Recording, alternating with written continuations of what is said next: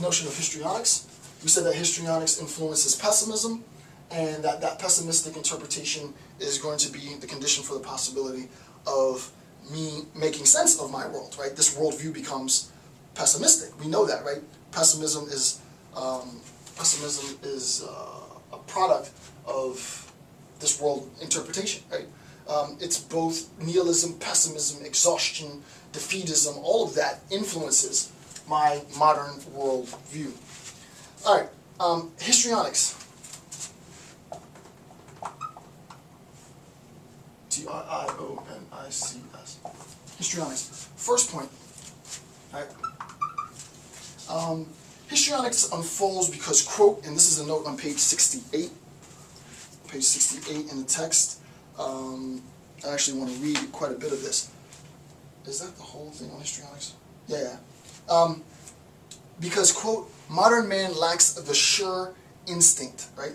Modern man lacks the sure instinct. On page 68, the very first paragraph, why everything turns, not page 68, note 68, sorry, page 44, why everything turns into histrionics, right? Modern man lacks the sure instinct, consequence of a long homogeneous form of activity of one kind of man. All of that needs to be explained. I can't go on anymore because that in itself is pretty deep, but we'll get to that in a second. The point that's important is that modern man lacks a sure instinct, right? So that we've seen that modern man, if this is our modern worldview, the modern worldview is in a sense unnatural. It's going to create the modern man, right? It's going to create, we'll see what the man is that arises from this. I'm not going to talk about that now because that's jumping way, way ahead, but we recognize that the modern worldview, this modern interpretation creates the modern man. We know what the modern man is. He's discussed what the modern man is already. And as Nietzsche said, I just want to read it one more time. Why everything turns into histrionics, note 68, modern man lacks the sure instinct, right? So if he's lacking, then it has to be here. So we recognize that history and tradition and instincts, right?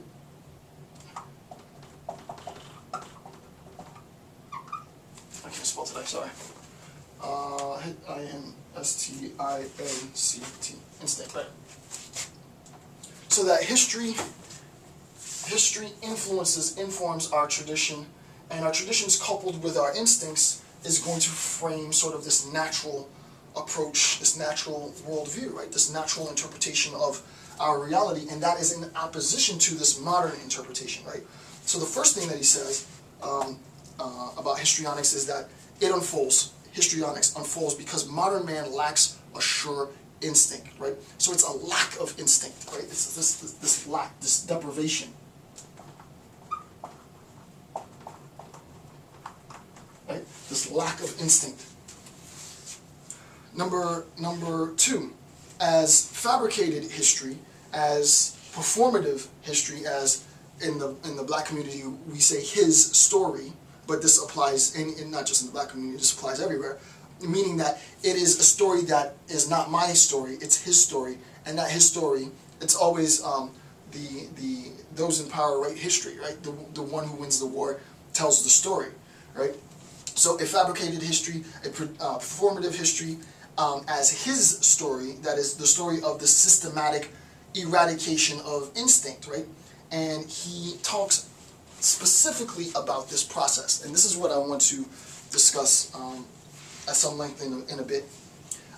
So if you look to the third paragraph in note 68, I'm going to read the whole third paragraph in note 68. Yeah. But now we have reached an opposite point, right? This is Nietzsche. But now we have reached an opposite point. Indeed, we wanted to reach this. We've been waiting for an opposite point, but we wanted to reach this. The most extreme consciousness, man's ability to see through himself and history. To see through himself and history, right? To see through himself and history. With this, we are particularly as far as possible from perfection in being. From perfection in being. We as far away from as possible from what? From perfection in being. Think about the idea of perfection before we move on. You should immediately know, okay, Nietzsche's talking about perfection. Every time he talks about sort of this highest attainable perfect state, it always sort of collapses in, not sort of, it collapses in on itself. The highest values become devalued, right? So with this, we are particularly as far away as possible from perfection in being, doing and willing or desiring. Even our will for knowledge is a symptom of tremendous decadence. Right? Perfection and decadence in the same sentence. I think that's pretty crafty. We strive for the opposite of that which strong races, strong natures want. Understanding is an ending. That science is possible in this sense, that it cultivated today, is proof that all elementary instincts, life's instincts of self-defense and protection, no longer function. We no longer collect. We squander the capital of our. This is, I mean, what a great. I mean, I love his language, right? This is why I don't need to read fiction. I'll read that again. We squander the capital of our ancestors. That's just, if you want to remember a line in Nietzsche, that's the line to remember, right? I have it underlined and highlighted, right?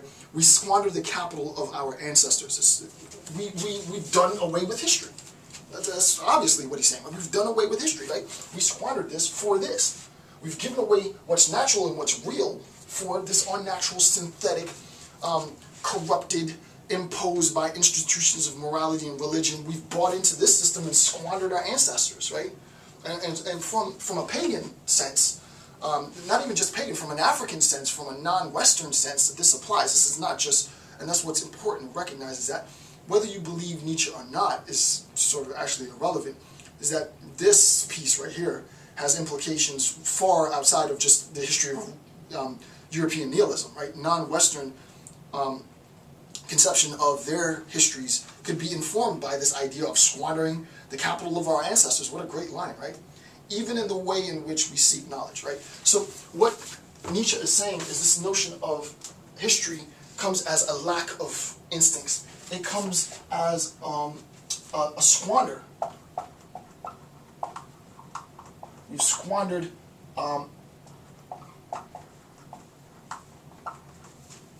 ancestral. I'll just put history because I can't spell. We've squandered history. Right? We've wasted our history. Right? We've gone from a state of affairs where we see that traditions and instincts are important, and now we recognize that traditions are no longer important. Right? We've lacked a sense of.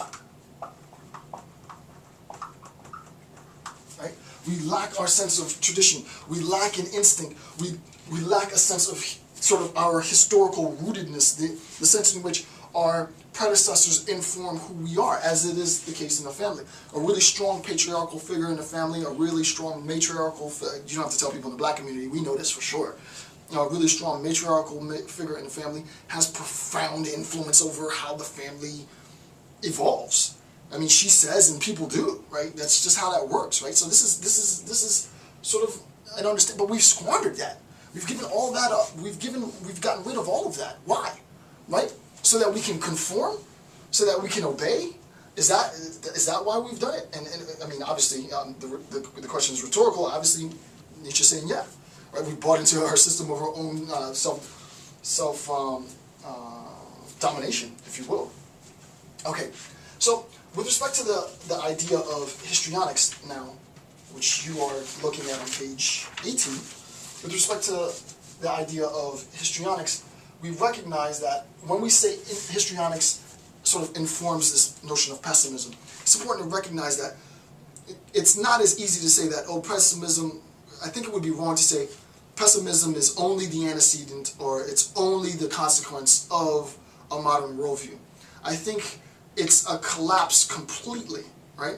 There is a sense in which our pessimisms precede our pessimistic interpretation, right? We become discouraged first, right? And that discouragement, Nietzsche already talked about this, right? That discouragement sort of, it contaminates the way in which we interpret our reality. We misperceive the world of existence for the modern world. We conflate the two worlds, and this is why I've separated them. Before, in a previous lecture, I talked about this conceptually. Now we're getting a little bit more to what really is the perversion of this worldview, right? Instinct for Nietzsche, so, you know, what is instinct, right? Instinct instinct is natural, right? Instinct is natural. It is